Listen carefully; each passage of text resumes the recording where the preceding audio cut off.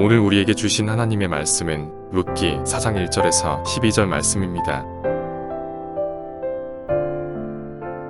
보아스가 성문으로 올라가서 거기에 앉아 있더니 마침 보아스가 말하던 기업 물을 자가 지나가는지라. 보아스가 그에게 이르되 아무개여 이리로 와서 앉으라 하니 그가 와서 앉으매 보아스가 그 성읍 장로 10명을 청하여 이르되 당신들은 여기 앉으라 하니 그들이 앉으매 보아스가 그 기업 물을 자에게 이르되 모압 지방에서 돌아온 나오미가 우리 형제 엘리멜렉의 소유지를 팔려 함으로 내가 여기 앉은 이들과 내 백성의 장로들 앞에서 그것을 사라고 내게 말하여 알게 하려 하였노라. 만일 내가 물으려면 물으려니와 만일 내가 물으지 아니하려거든 내게 고하여 알게 하라. 내 다음은 나요 그 외에는 물을 자가 없느니라 하니 그가 이르되 내가 물으리라 하는지라. 보아스가 이르되 내가 나오미의 손에서 그 밭을 사는 날에 곧 죽은 자의 아내 모압 여인 룻에게서 사서 그 죽은 자의 기업을 그의 이름으로 세워야 할지니라 하니 그 기업 물을 자가 이르되 나는 내 기업에 손해가 있을까 하여 나를 위하여 물으지 못하노니 내가 물을 것을 내가 물으라. 나는 물으지 못하겠노라 하는지라. 옛적 이스라엘 중에는 모든 것을 물으거나 교환하는 일을 확정하기 위하여 사람이 그의 신을 벗어 그의 이웃에게 주더니 이것이 이스라엘 중에 증명하는 전례가 된지라. 이에 그 기업 물을 자가 보아스에게 이르되 내가 너를 위하여 사라 하고 그의 신을 벗는지라. 보아스가 장로들과 모든 백성에게 이르되 내가 엘리멜렉과 기런과 말론에게 있던 모든 것을 나오미의 손에서 산 일에 너희가 오늘 증인이 되었고 또 말론의 아내 모압 여인 룻을 사서 나의 아내로 맞이하고 그 죽은 자의 기업을 그의 이름으로 세워 그의 이름이 그의 형제 중과 그곳 성문에서 끊어지지 아니하게 하매 너희가 오늘 증인이 되었느니라 하니 성문에 있는 모든 백성과 장로들이 이르되 우리가 증인이 되나니 여호와께서 내 집에 들어가는 여인으로 이스라엘의 집을 세운 라헬과 레아 두 사람과 같게 하시고 내가 에브라스에서 유력하고 베들레헴에서 유명하게 하시기를 원하며 여호와께서 이 젊은 여자로 말미암아 내게 상속자를 주사 내 집이 다말이 유다에게 낳아준 베레스의 집과 같게 하시기를 원하노라 하니라.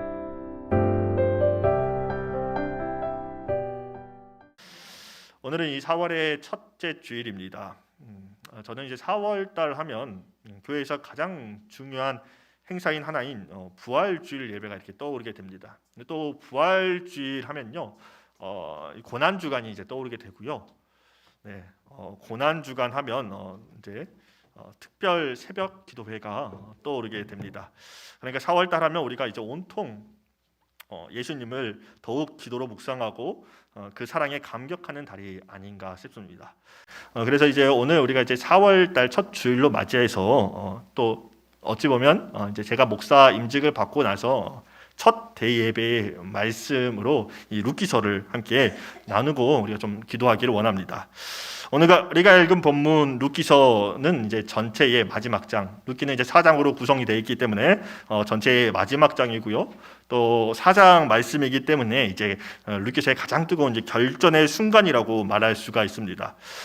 지난 과정을 조금 제가 언급해서 말씀을 드리자면요, 이 룻이라는 인물은 이 엘리멜렉의 둘째 며느리로서 이 대가족 형태를 가진 이 세 가정이 기근으로 인해서 모압 지역으로 이제 떠나게 되었습니다. 그런데 그곳에서 잘 살면 좋았을 텐데 너무나 비극적인 상황을 맞이하게 되죠. 그곳에서 시아버지와 사숙 그리고 남편을 잃고 이 시어머니와 두 며느리만 홀로그니 남아버린 것입니다. 어쩌면 참 비극적인 상황에서 이 세 여인의 이제 스토리가 시작되는데 이때 시어머니 나오미가 두 며느리들에게 강권하면서 얘기를 하죠. 나는 하나님의 저주받은 자이니 나를 떠나라. 그때 첫째 며느리는 어머니의 심한 강권에 어머니를 떠나게 되지만 이 둘째 며느리 룻은 끝까지 이 어머니를 쫓아가게 됩니다. 결국에는 시어머니와 나오미와 둘째 며느리 룻만 남아서 이 고향 지역으로 다시 돌아오게 되는데요. 여기로 돌아와 이제 생계를 유지하고 이 처절한 인생 가운데 살아갈 때에 당시 베들레헴의 부유한 지주이자 돌아가신 이 시아버지 엘리멜렉의 친척인 보아스라는 인물을 만나게 됩니다. 그런데 당시 이제 보아스가 룻을 몇 번 보면서 이제 직접 얘기할 기회가 있었어요. 근데 그때 얘기하는 장면을 3장 10절을 말씀에서 보면은 룻에게 내 딸아라는 얘기를 합니다. 이런 칭호를 썼다라는 것은 이제 보아스하고 룻의 나이 차이가 그만큼 상당한 관계였다라는 것이에요. 그래서 누가 보아도 이 보아스와 룻이 연인 관계로 형성되기는 참 말도 안 되는 일이었습니다. 그런데도 그들은 서로의 감정을 싹틔우기 시작합니다. 그렇게 3장까지의 모든 감정을 서로가 확인한 후에 이제 드디어 룻과 보아스가 결혼을 이제 결심하는 순간이 찾아옵니다. 근데 이때 보아스가 다 된 밤에 초를 한 가지 치는 부분이 나오는데요. 한 가지 새로운 사실을 이제 룻에게 알려주는 겁니다. 그것은 보아스가 이 룻의 가문이 끊어진 혈통, 즉 엘리멜렉의 기업을 물을 자라는 이 조건 하에서 이 결혼을 성사시킬 때에 보아스 자신보다도 자격적으로 먼저 된 자 한 명이 있다라는 것입니다. 즉 자신보다 서열상으로 더 가까운 친척으로서 그가 기업을 물을 자의 조건에는 자신보다 앞선 사람이다라는 것을 이 룻에게 얘기하고 있습니다.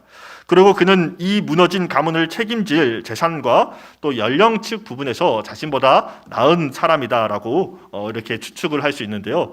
어쩌면 보아스에게 모든 것을 내어놓았던 이 룻이라는 인물에게 지금 이런 얘기를 하고 있는 보아스의 말은요, 룻에게 청천벽력 같은 소식일지도 모르겠습니다. 내 모든 것을 쏟아서 보아스를 사랑했는데 이 보아스 입에서 나온다는 건 다른 남자가 있다라는 것입니다. 그러나 보아스 입장에서는 그런 의미로 얘기한 것이 아니죠.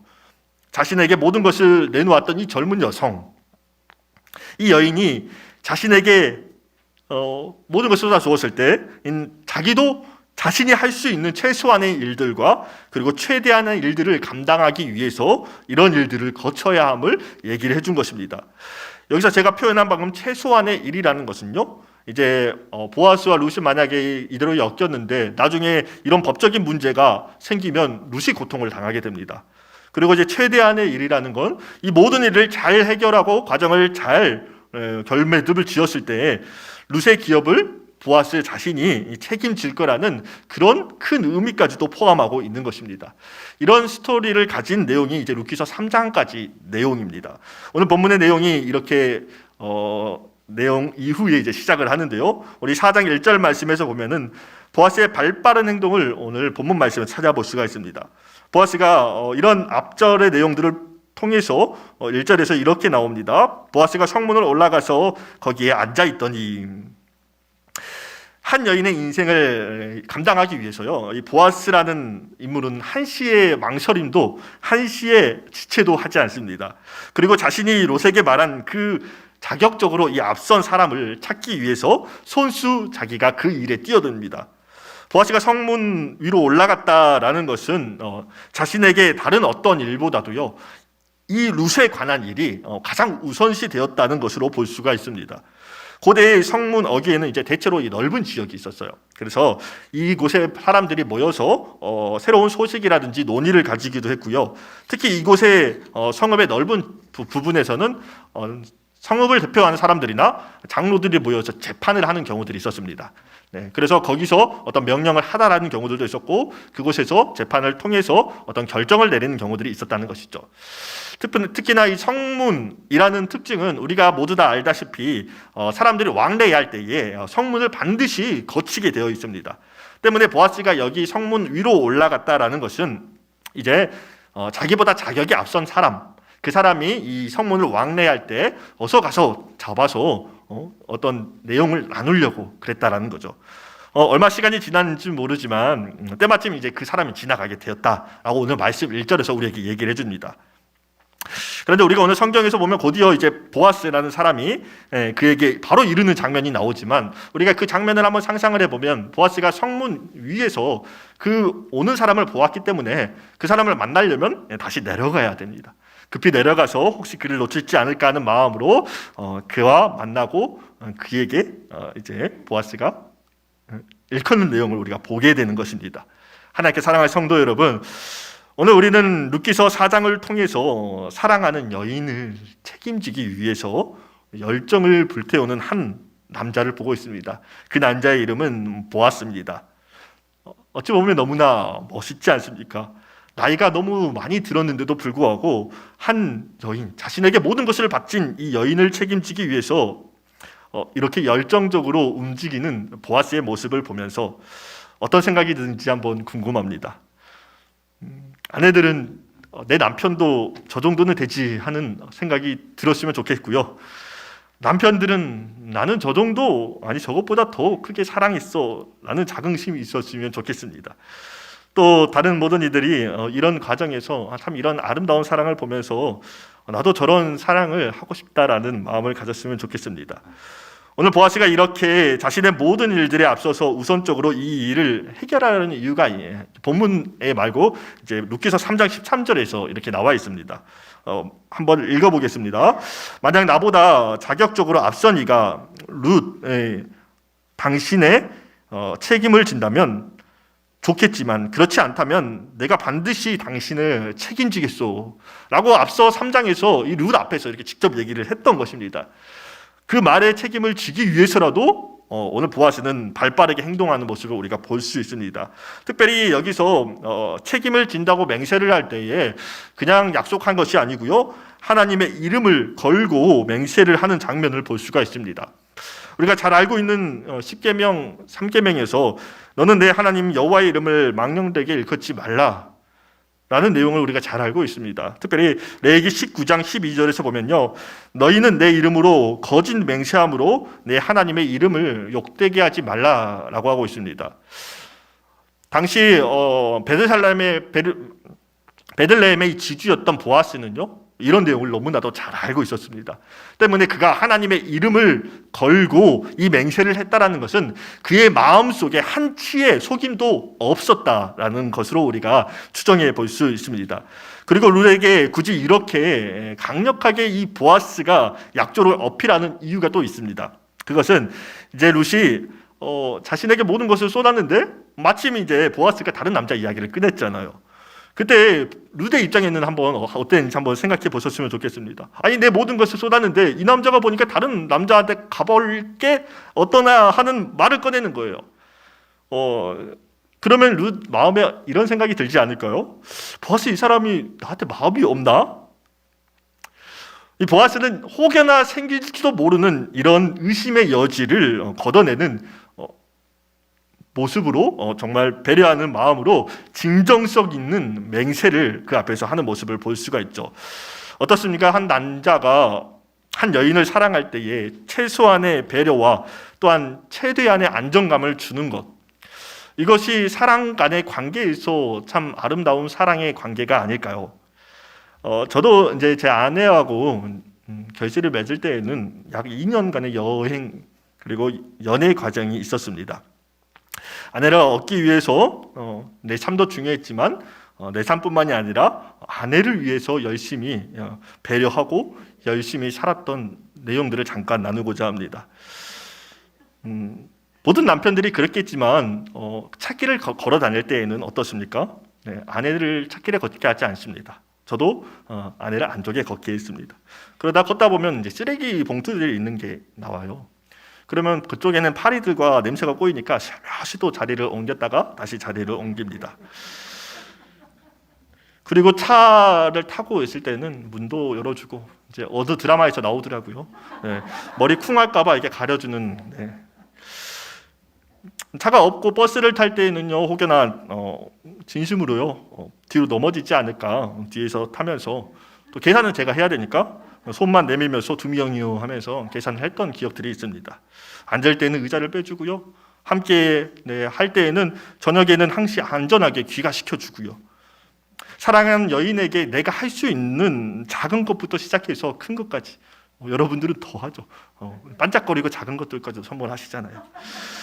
누군가 뭐 저 정도까지 해야 되냐라고 얘기할지도 모르겠지만 사랑한다면요 책임지는 것입니다. 그런데 여러분들도 이런 사랑을 지금껏 받고 있습니다. 알고 계시죠? 제가 앞서 4월달, 이 4월달은 더 예수님을 묵상하는 달이라고 얘기를 했는데요, 물론 12월달도 예수님을 기쁨으로 묵상하는 달이지만 이 4월달은 특별히 예수님께서 우리를 얼마나 사랑하시는지에 대해서 그 결실이 맺어진 달입니다. 예수님은요 어렵고 험난한 길을 우리가 스스로 못 갈 것을 아셨어요. 우리가 스스로 이겨낼 수 없는 걸 아셨어요. 그래서 먼저 우리보다도 그 길을 앞서서 가셨습니다. 그리고 우리에게 잘 따라올 수 있도록 길을 직접 만들어 주셨어요. 없는 길을요. 그리고 넘어지면 다시금 우리의 손을 일으켜 주시고요. 그리고 우리가 쓰러져서 일어날 힘이 없으면요, 우리의 십자가를 대신 져주시는 분이십니다.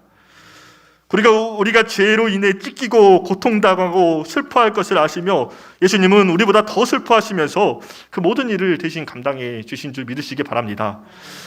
그렇게 주님은 졸지도 주무시지도 않고 하나님의 보좌 우편에서요, 지금도 우리를 향하여 사랑을 고백하시면서 기도하고 계실 줄 믿습니다.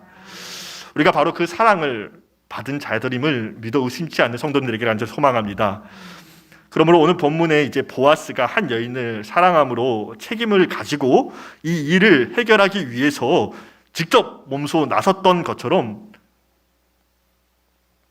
우리가 사랑하는 남편과 아내 그리고 가족과 이웃을 위해서 우리도 이 사랑을 끝까지 책임지는 그런 멋진 사람들이 되시기를 간절히 소망합니다. 거기에는 먼저 오늘 보아스처럼 일을 먼저 시작하는 것이 중요합니다. 우리가 저기 오른쪽을 왼쪽이시죠? 저 나무를 보시면 우리 3월 초에 한영혼 작정이라는 이벤트를 시작했습니다. 사실 보통의 교회들은 이와 같은 행사를 하면서 복음 전파에도 뜨거운 목적이 있지만 본 교회의 부흥의 일을 위해서 이 행사를 참기도 합니다. 그러나 우리 교회 담임 목사님께서 이 행사를 하시면서 얘기했던 게 아직도 제 가슴에 있습니다. 우리 교회가 아니더라도 그 한 영혼을 사랑하는 마음으로 책임지고 기도하고 꼭 부활절이 아니더라도 계속해서 우리가 이 일을 한번 감당해 보자라는 것입니다. 어떻습니까? 사랑한다면 정말 이 책임의 의무를 다하는 것입니다. 지성이 없는 동물들도 자신의 짝이나 새끼들을 위해서 자신의 생명을 아끼지 않는 모습을 우리는 간혹 보게 됩니다. 하물며 하나님이 만들어 두신 이 만물의 영장인 우리도요, 딱히 우리가 복음 앞에서가 아니라 복음 안에서가 아니더라도 아내를 사랑하고 남편을 사랑하고 가족을 사랑하고 이웃을 사랑할 때 이 최소한의 책임을 지는 것, 물론 거기에는 각자 방법과 이 정도의 차이가 있지만 이 일을 시작하고 감당하는 것, 이런 삶을 저와 여러분들이 사시면서 하나님의 놀라운 사랑을 경험하는 은혜가 있기를 간절히 축복합니다. 본문으로 돌아와서 이제 보아스가 그와 함께 다시 성문 어귀로 올라갑니다. 왜냐하면 그곳에서 이제 법적인 재판을 과정을 밟기 위해서입니다. 그리고 재판에 필요한 인원이 장로 10명을 소집했습니다. 오늘 본문에서 보아스가 그를 지칭할 때 이 명칭을 아무개라고 지칭하고 있는데요. 이는 이제 혹여나 나중에 그의 이름이 나왔을 때 오해의 요지가 생길 수 있기 때문에 이제 저자의 의도적인 지침이라고 보여집니다. 이렇게 이제 재판의 모든 조건들이 완전히 되었어요. 재판을 소송하는 자와 피의자가 있었고요. 그 재판을 관찰하면서 관할하는 증인들 10명이 이렇게 모였습니다. 드디어 보아스가 이제 입을 열어서 그 아무개에게 모든 정황을 얘기하기 시작합니다. 오늘 본문 3절 말씀입니다. 모압 지방에서 온 나오미가 우리 형제 엘리멜렉의 소유지를 팔려고 한다. 그러므로 이제 나보다는 내가 우선권이 있으니까 너에게 먼저 이 일을 고하는 게 순서여서 이렇게 우리가 모이게 되었다. 그러더니 아무래도 그 사람이 이제 머리가 이제 그때부터 돌아가기 시작했겠죠. 빨리 이제 계산을 하기 시작한 겁니다. 나오미라는 이 여인은 늙어서 더 이상 자식을 가질 수가 없습니다. 그래서 이제 기업을 물으려면 이 땅을 이제 사는 것인데, 그러면 만약에 그 자식이 없으면 이 기업을 물을 때 이 아무개라는 사람이 이 땅을 살 때에 그 명의가 자기의 명의가 되는 것이에요. 그래서 이제 그가 냉큼 이렇게 대답을 합니다. 그런 일이 있습니까? 그렇다면 제가 기꺼이 그 기업을 물으는 자가 되겠습니다. 그렇게 대답을 했는데 재판이 끝나지 않고 계속됩니다. 그리고 보아스가 이제 한마디를 더 얹게 되죠. 그런데 그 나오미라는 여인에게 한 며느리가 있는데, 만약 당신이 이 땅을 사고 기업을 물게 된다면 이 여인도 같이 감당을 해야 됩니다라는 것입니다. 이 말은요, 그가 계산하기에 나오미는 자식을 가질 수 없어서 그 땅을 자신의 것으로 삼을 수 있었는데 이 며느리는 그렇지 않다라는 거죠. 이 며느리는 마땅히 자식을 낳을 수 있는 사람입니다. 그래서 그 자식을 통해서 엘리멜렉의 가문의 소유를 유지할 수 있는 인물이 그 가문에 있다라는 거죠. 그러니까 이 이야기를 듣고 아무개가 아차 싶습니다. 그래서 분명히 본인이 방금 전까지 감당하겠습니다라고 얘기를 했는데 갑자기 no 하고 거절을 하게 됩니다. 이런 내용이 오늘 본문 4절에서 6절까지 내용이고요. 그리고 7절에서 이제 신명기 25장에 언급되었던 수혼죄에 대해서 만약 자신이 감당하기 힘든 것은요, 마다하는 것은 자신의 신을 내주어서 관리를 진행하는 것. 이 이야기에 대해서 이렇게 7절에서 잠깐 다루고 있습니다. 그렇게 보아스는 이제 드디어 룻의 기업을 물을 자로서 이 독단적인 1순위인 사람이 되었습니다. 그러면서 이제 오늘 본문 9절과 10절 말씀에서 기뻐하는 보아스를 한번 상상하시면서 들어보셨으면 좋겠습니다. 내가 엘리멜렉과 기룡과 말론에게 있던 모든 것을 나오미의 손에서 산 일에 너희가 오늘 증인이 되었고 또 말론의 아내 모압 여인 룻을 사서 나의 아내로 맞이하고 그 죽은 자의 기업을 그의 이름으로 세워 그의 이름이 그의 형제 중과 그곳 성문에서 끊어지지 아니하게 하매 너희가 오늘 증인이 되었다 라고 이렇게 선포하고 있는 것입니다. 이 말씀은요, 이제 모든 일이 잘 해결되어서 법적인 결혼이 성사되었음을 선포하고 있는 것입니다. 얼마나 기쁜 일입니까? 그런데 여기서 우리가 보아스의 의지를 한 가지 더 확인할 수 있는데요. 그것이 무엇이냐면 이 법적인 절차상 자신이 룻의 기업을 물을 자에 대한, 즉 룻과 결혼을 진행하는 데 있어서 이제 어떠한 방해 요소도 남아있지 않는 상태죠. 그런데 그의 칼 같은 선포를 보면서 어쩌면 이 보아스가 무슨 의도를 가졌는지 상상해 볼 수 있습니다. 법정 절차에는요, 이 휴정이라는 게 있습니다. 어떤 일을 결정하고 분위기가 너무 심하게 고조될 때에 재판장이 이제 주도권 하에서 휴정을 내릴 수가 있습니다. 이것은 잠시 쉬는 시간과 또 생각을 정리할 시간을 갖게 하는 이제 효력이 있는데요. 오늘 보아스가 이제 자신의 앞서 있던 자가 권리를 포기하게 됨으로써 그 권리가 자신에게 넘어왔죠. 근데 중요한 것은요, 보아스가 5절에서 말씀하고 있던 내용, 즉 나오미의 땅을 살 때에 그 며느리 롯의 일들을 감당해서 그곳에서 자녀를 낳고 그 모든 기업이 다시 이 나오미 가정, 엘리멜렉의 가정으로 되돌아가게 해야 된다. 결과적으로 이 말은요, 무슨 말입니까? 자신의 것이 그곳에서 있을 수가 없다라는 거예요. 결국 엘리멜렉의 가정으로 이렇게 남아있게 된다는 것입니다. 그렇기 때문에 이 조건을 들었던 첫 번째 권리가 있던 아무개도 순간 이렇게 듣자마자 말을 바꿔버리죠. 이것은 아무리 계산을 해봐도 자신에게 손해가 되는 일이에요. 그래서 판단을 내리기에 이것을 하지 않겠다. 너가 배당하라. 이런 내용은요, 이 첫 번째 권리자에게만 해당됐던 것이 아니고요, 마찬가지로 보아스에게도 그대로 적용이 되는 내용이었습니다. 그래서 어쩌면 보아스는 자신에게 권리가 넘어올 경우를 물론 계산하고 있었겠지만, 그런데 막상 그 일이 자신에게 닥쳤을 때 어떻습니까? 대부분의 사람들은 아무리 많은 경우의 수를 계산하고 있더라도 막상 내 앞에 닥치면은 고민하지 않을 수가 없어요. 막상 내 앞에 닥치면요, 당황하지 않을 수가 없습니다. 그래서 잠시 생각한 시간을 가졌을 법도 한데 보아스는 그 증인들 앞에서 자신의 당당한 모습을 보여주죠. 이 시는 자신을 택한 롯에 대한 또 한 번의 배려라고 저는 생각합니다. 법정의 증인으로 앉아있는 자들도 이 첫 번째 권리를 가진 아무개의 마음을 충분히 공감했습니다. 저건 아무리 봐도 저걸 성사시키는 것은 아무리 봐도 누가 해도 손해라는 것이죠. 거기에 앉아있던 10명의 장로들도 다 알고 있었을 것입니다. 그런데 만약 보아스에게 이 권리가 넘어왔을 때 보아스가 주춤하는 모습을 보였다면 그러면 그들의 머릿속에 어떤 생각이 들까요? 만약 제가 그 자리에 앉아있었더라면 룻의 처지가 참 딱하다 싶었을 것입니다. 누구도 데려가고 싶지 않은 이 룻이라는 비운의 여인, 그녀는 분명 효심이 가득하고 현명하지만 그녀를 지게 된다면 그 가문의 일들을 통째로 지게 되는 일이기 때문에 누구든지 마다할 수밖에 없었던 것입니다. 이런 것들로 감안해 볼 때 만약 보아스가 이 일을 주춤했더라면 결국 그 증인들이 이 재판을 크게 축복하지 않았을 것입니다. 그런데 보아스의 단호하고도 확연한 그리고 확실한 결정과 이 선포가 오늘 10명의 이 증인들을 감동시켰습니다. 그리고 그 증인들이 그것을 그냥 보고 마치지 않습니다. 감동한 마음을 그대로 토해냅니다. 그러면서 이 결혼에 축복하는 두 가지 약조를 걸어주는데요.